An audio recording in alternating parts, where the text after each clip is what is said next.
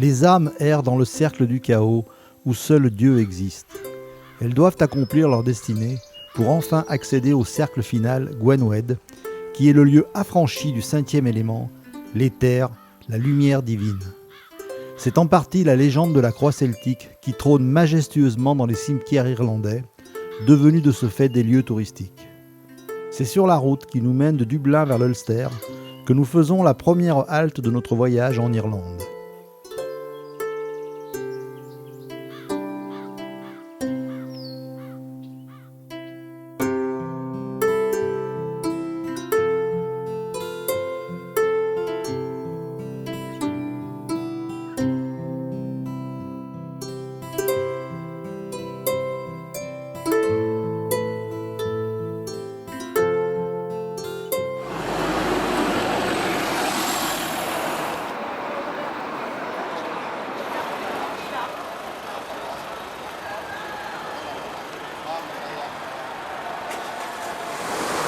Belfast a une âme, l'âme des hommes qui l'habitent et aujourd'hui cohabitent après des années de conflits destructeurs. On s'y sent bien, et la Guinness coule désormais à flot dans les bars.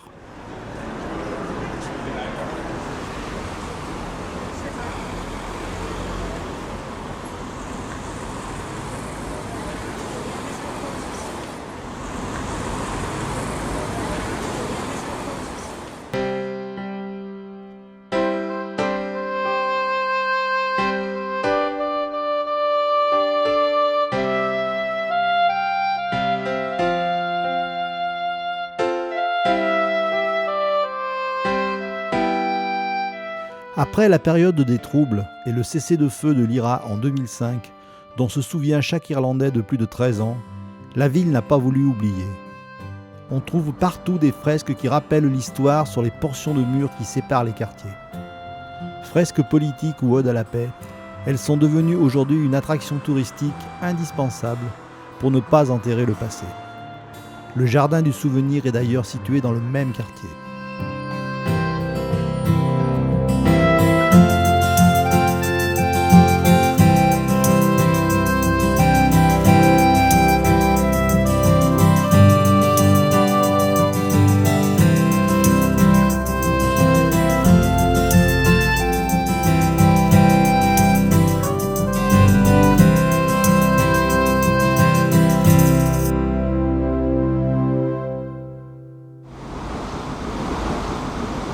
L'histoire de Belfast est aussi intimement liée à celle du Titanic.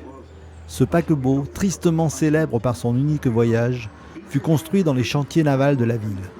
Le nouveau musée qui lui est consacré nous plonge dans les entrailles de ce monstre lors de sa fabrication.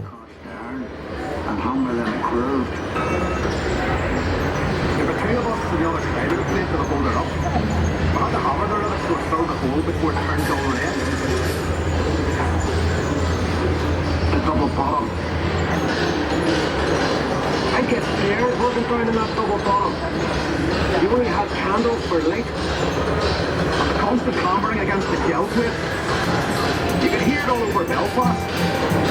Some of those boys ended up stone deaf, so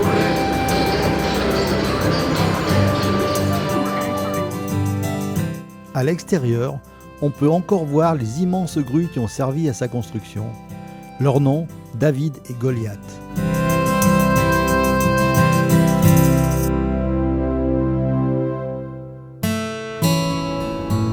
Tiens, il pleut.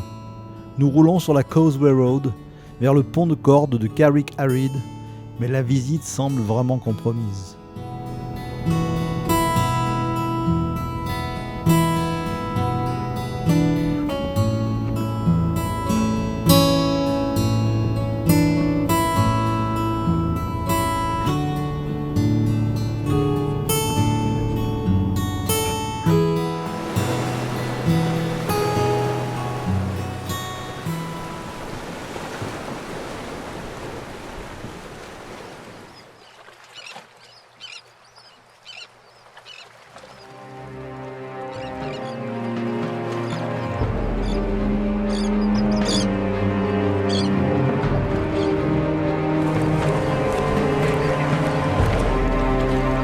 Nous renonçons.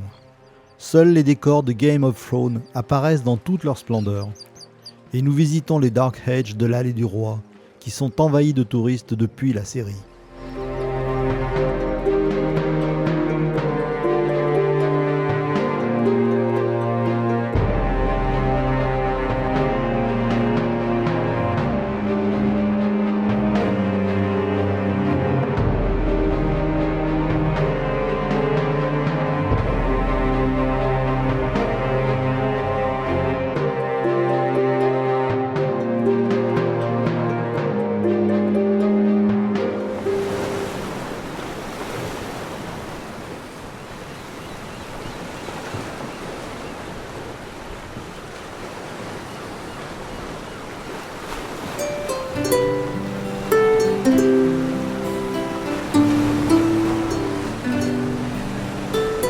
Il ne pleut jamais longtemps en Irlande, et le lendemain, la côte nord apparaît sous un soleil radieux dans toute sa splendeur.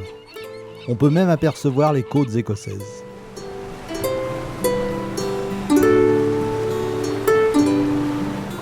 Le Carrick-a-Reid Bridge est un pont en corde qui relie l'île de Carrick au reste de l'Irlande du Nord. Aussi sublime qu'impressionnant, ce pont surplombe l'océan ainsi que les abords escarpés de l'île. Thank you. There you go, thank you. Awesome, thank you.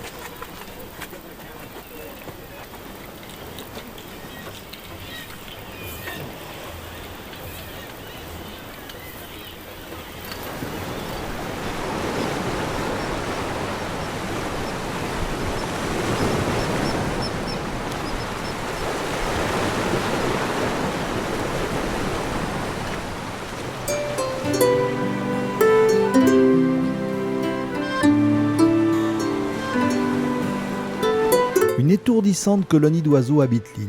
Ils ne sont en rien perturbés par les visiteurs et imposent leurs cris incessants en tournant sans relâche autour des falaises abruptes où ils nichent.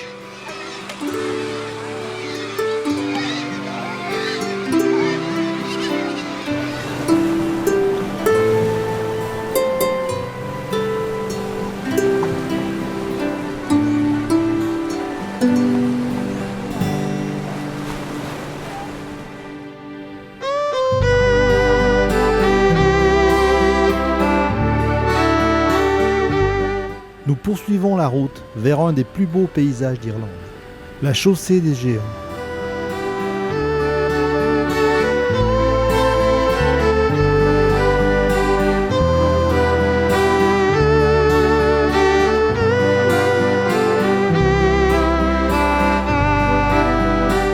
Selon la légende, deux géants ennemis vivaient de chaque côté de la mer. Le géant écossais disait de son rival irlandais qu'il était négligé et froussard. L'Irlandais jeta des pierres dans l'eau pour construire un chemin praticable, une chaussée entre les deux pays et aller se battre avec son rival et lui prouver qu'il était le plus fort. Mais quand il vit son adversaire, l'Irlandais prit peur car il était beaucoup plus grand et fort que lui. Il courut demander conseil à sa femme qui eut juste le temps de le déguiser en bébé avant l'arrivée du géant écossais. Le géant écossais, voyant la taille du bébé, imagina la taille du père et par conséquent sa force. Pris de panique, il prit ses jambes à son cou et s'en retourna dans ses terres d'Écosse en prenant soin de démonter la chaussée pour que l'Irlandais ne risque pas de le rejoindre.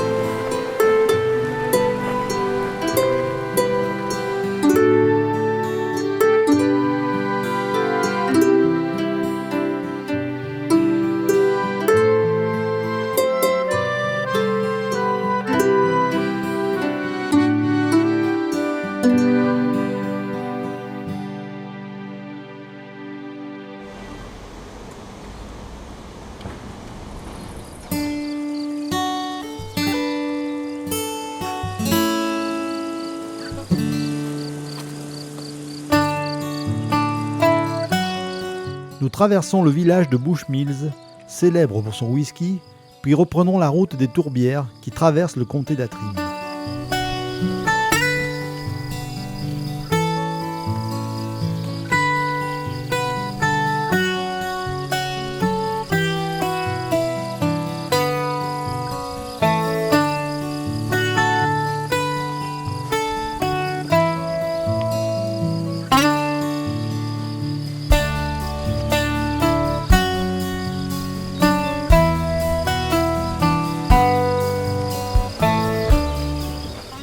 Situé au sommet de la vallée de Glenarif, le Glenarif Forest Park est un parc forestier superbement aménagé qui propose une randonnée en forêt à la découverte de plusieurs chutes d'eau le long des rivières Inver et Glenarif. Un pur moment de nature et de sérénité.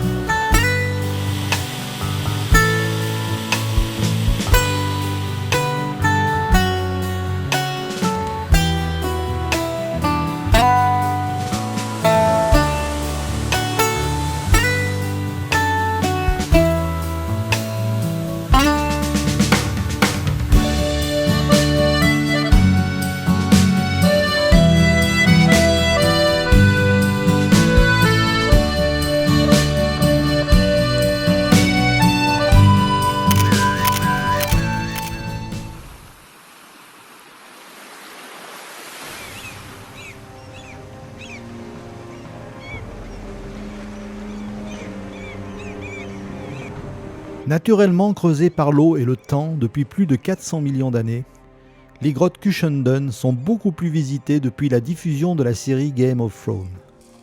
De la plage, on accède à de nombreuses micro-galeries humides et baignées d'ombre.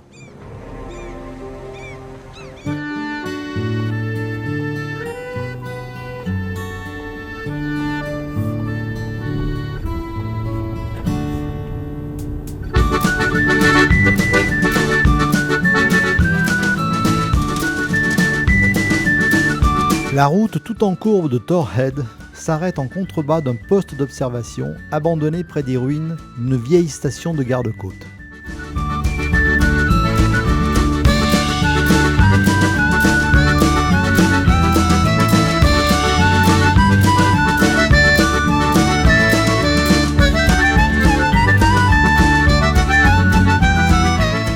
Par beau temps, il paraît qu'on peut voir d'ici le Moule of Kintyre en Écosse.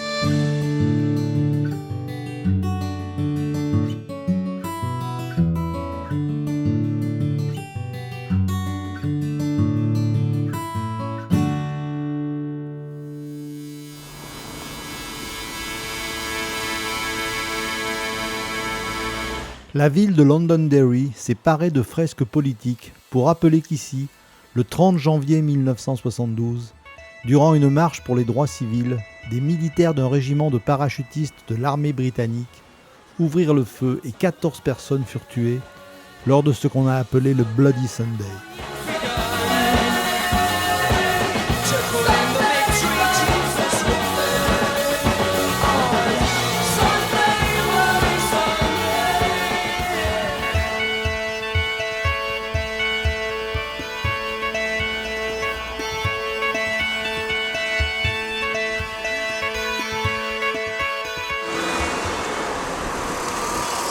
Nous avons quitté l'Irlande du Nord et après une halte à Donegal, nous prenons la direction du Connemara. Les paysages deviennent féeriques.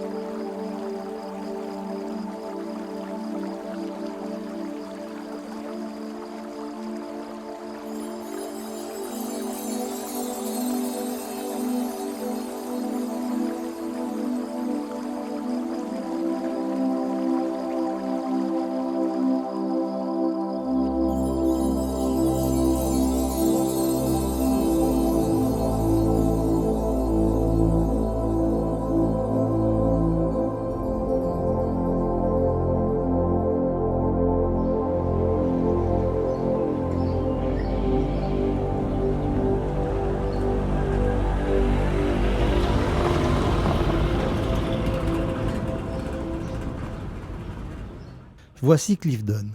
C'est dans cette petite ville sur la Sky Road que nous passons 2 jours chez notre hôte française dont la maison située au bord de la baie, entourée de chevaux, est un véritable havre de paix.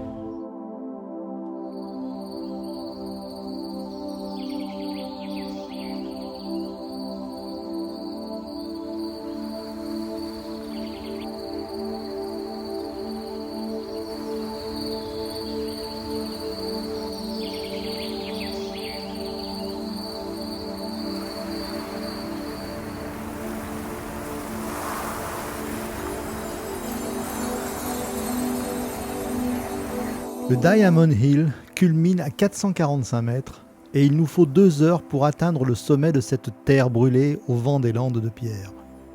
C'est vrai qu'avec ce vent fort qui nous cingle, au milieu des tourbières et les nuages noirs qui viennent du nord, c'est un peu d'enfer le Connemara.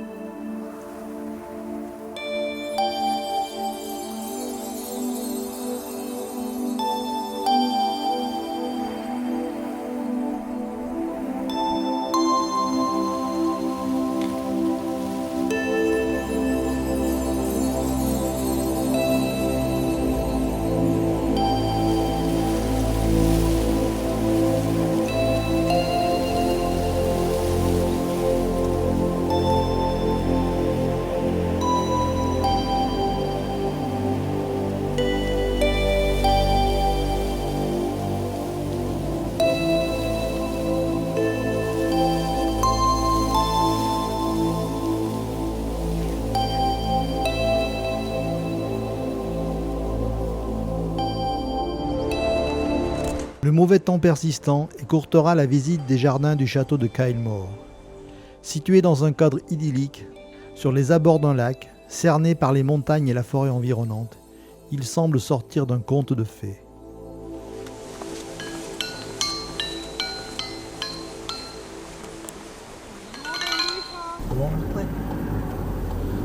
Nous repartons sous les nuages pour finir la boucle autour du Connemara et surtout trouver ce fameux lac d'Erie Clare avec son îlot situé en plein milieu et couvert d'arbres. Un des endroits les plus photographiés d'Irlande.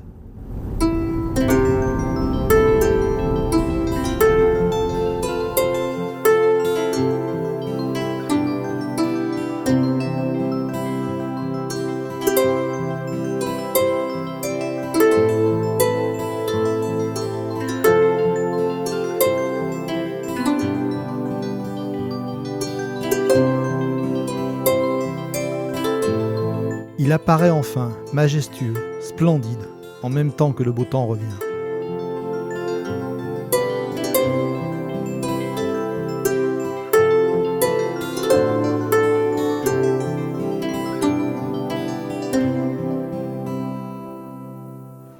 Avec ses rues vivantes et colorées, ses musiciens à chaque coin de rue, Galway est une ville très animée. On y sent la brise marine qui souffle dans les ruelles jusqu'aux boutiques traditionnelles et aux terrasses de café. Tranquille, détendue et toujours prête à faire la fête, Galway a ce côté bohème irlandais que l'on ressent en se baladant.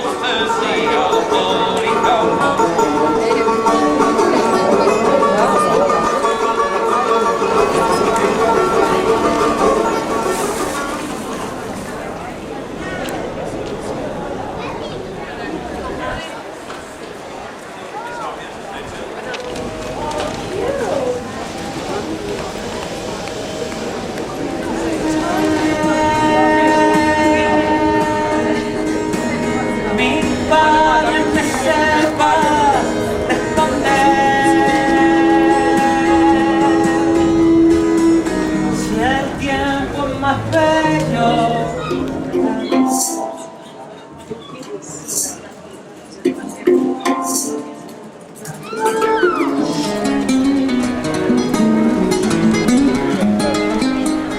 Nous quittons Galway en traversant le marché local très fourni, où l'on trouve à profusion fruits, légumes et même des fromages.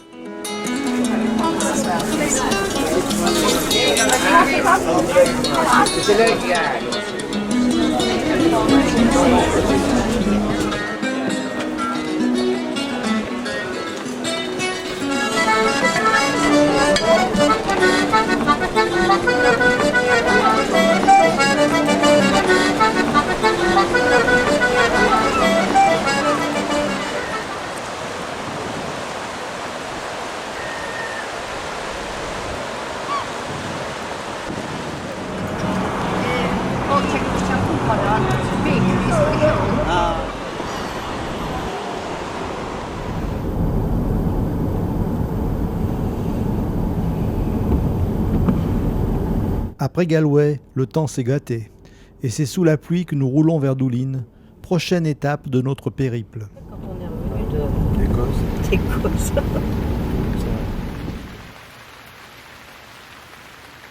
Et que fait-on en Irlande quand il pleut? On se réfugie bien à l'abri dans un pub, où la Guinness et la musique ont le pouvoir de chasser l'humidité et de réchauffer l'atmosphère.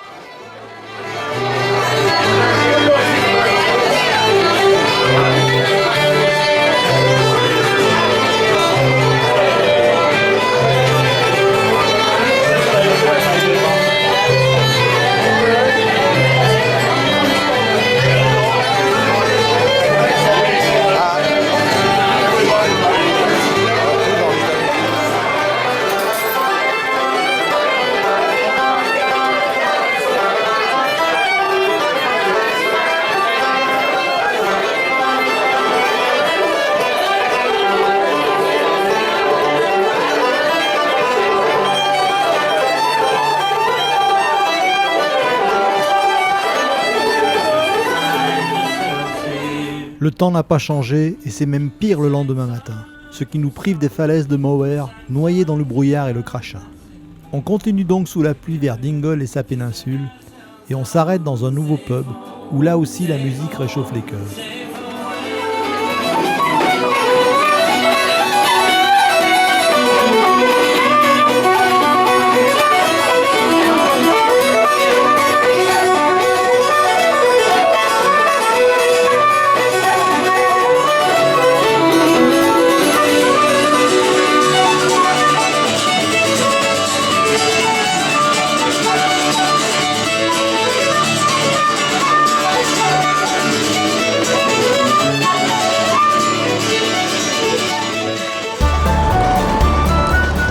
Changement de programme. Sur le conseil de nos hôtes, nous restons un jour de plus à Dingle pour faire le tour complet de la péninsule, car le lendemain, enfin, il fait beau.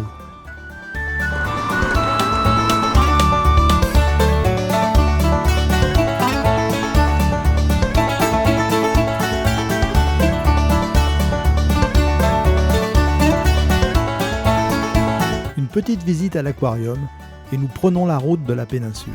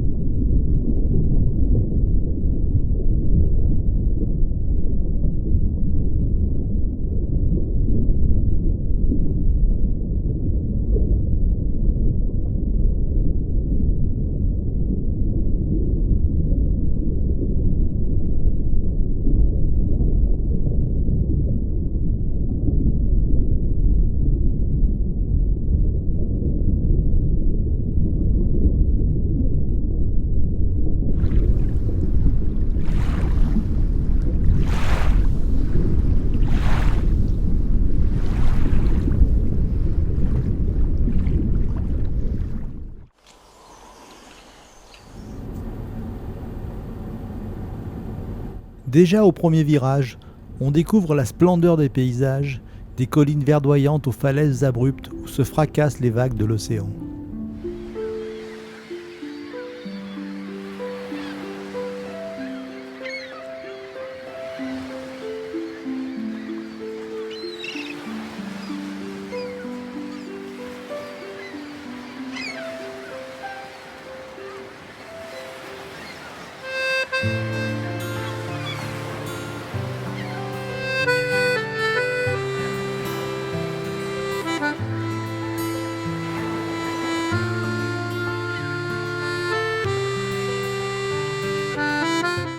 Le fort de Dunbeg aurait été construit à l'époque de l'âge du bronze. Composé d'une enceinte fortifiée de blocs de pierre imposants, le fort permettait de surveiller l'océan ainsi que les alentours de la péninsule, protégeant ainsi les habitants contre les invasions celtes. Cette ferme restaurée évoque le triste épisode de la Grande Famine qui décima une grande partie de la population locale irlandaise. Elle permet de mieux comprendre la précarité des paysans irlandais de l'époque, ainsi que les origines de l'émigration irlandaise qui poussa les survivants à quitter l'Irlande pour l'Amérique.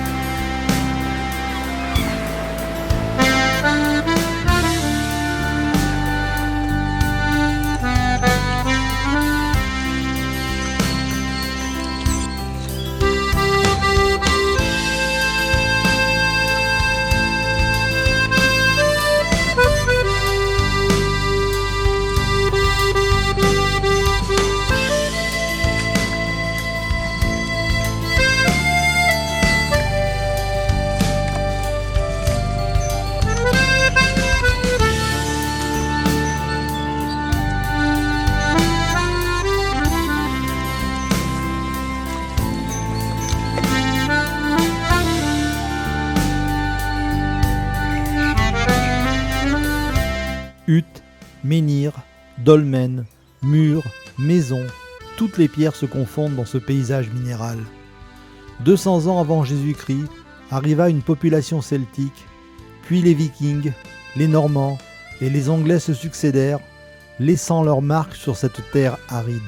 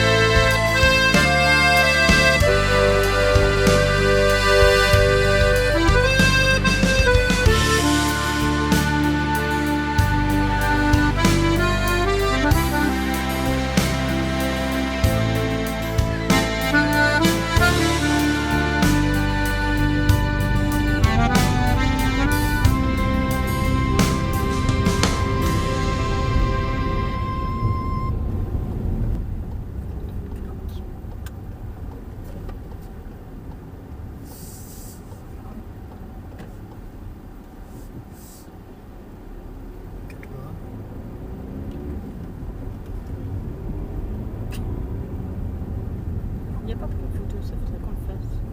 De quoi ? Prendre les panneaux de vitesse, 80 km/h.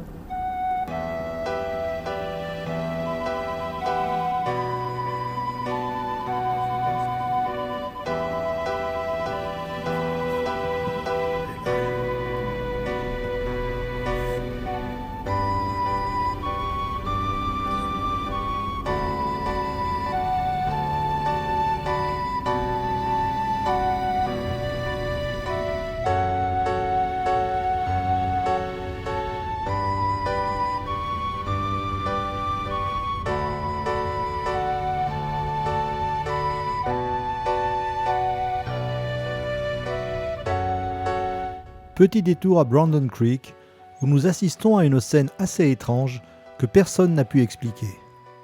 Sans doute un rituel pour la mort d'un pêcheur. Nobody knows.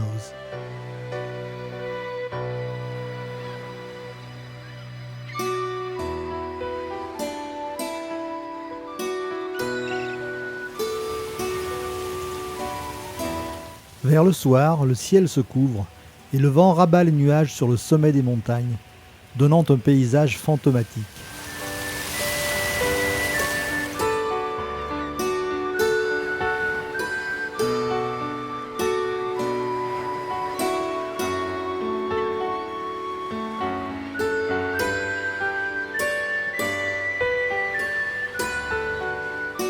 Découvert en 1756, l'oratoire de Galarus est en vérité une église chrétienne datant du 7e siècle, essentiellement bâtie avec des pierres taillées sans utilisation de mortier. Sa structure est semblable à une coque de bateau retournée, et l'histoire raconte même que quiconque pourrait passer par la petite fenêtre de l'oratoire verrait tous ses péchés lavés et oubliés. Le lendemain, nous repartons par le Connor Pass, mais avant d'arriver au col, nous plongeons dans un brouillard intense et ce n'est qu'en redescendant que nous pouvons enfin admirer une petite partie des fabuleux paysages qui nous étaient promis.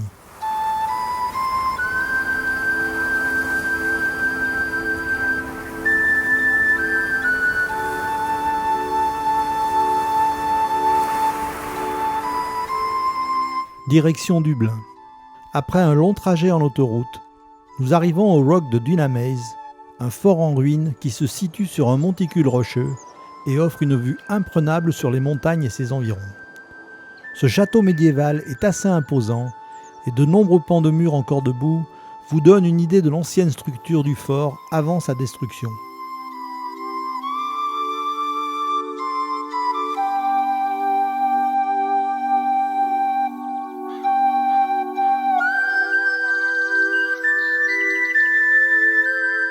Après quelques difficultés pour trouver la route 115, nous traversons finalement le parc national des Wicklow Mountains avant de rejoindre Dublin. La route traverse un paysage austère et désolé, constitué de landes, de tourbières, mais également de forêts et de prairies. La route romantique vous mène au creux des montagnes, où seuls les moutons paissent tranquillement et où quelques cyclistes courageux bravent le silence et le vent.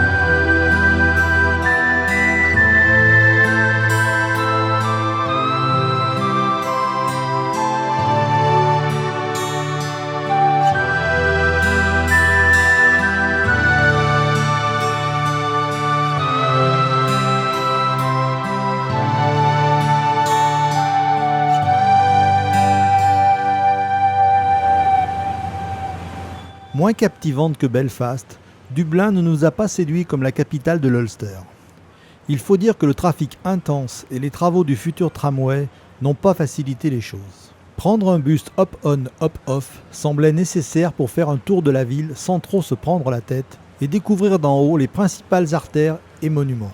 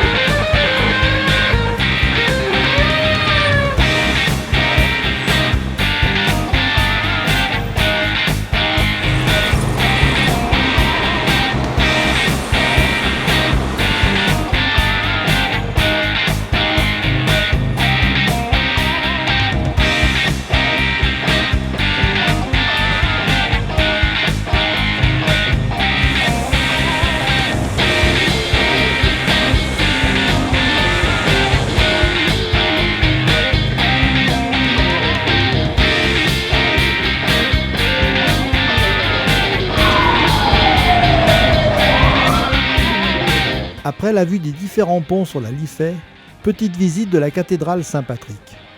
D'après l'histoire irlandaise, ce serait sur cet ancien lieu de culte que Saint Patrick, justement, aurait baptisé de nombreux fidèles.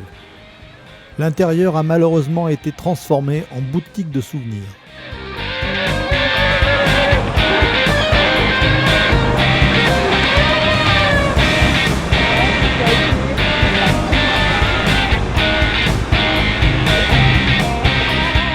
Naturellement, le quartier le plus visité est celui des pubs. Appelé Temple Bar, il regroupe toute la culture irlandaise commerciale sur quelques mètres carrés. L'établissement le plus célèbre étant celui qui porte justement le nom du quartier.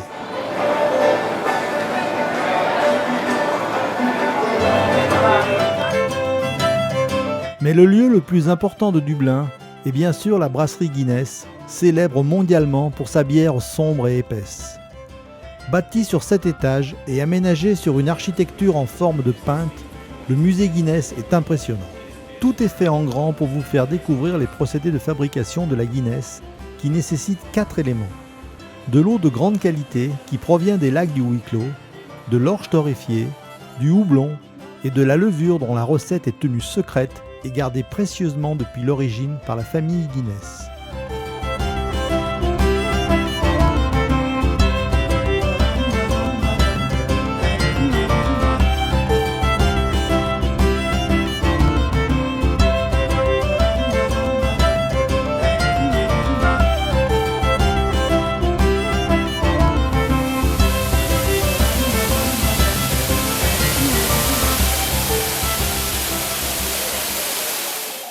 La musique, la bière et la gentillesse des Irlandais font de l'île d'Émeraude une terre d'accueil où l'on se sent vraiment bien.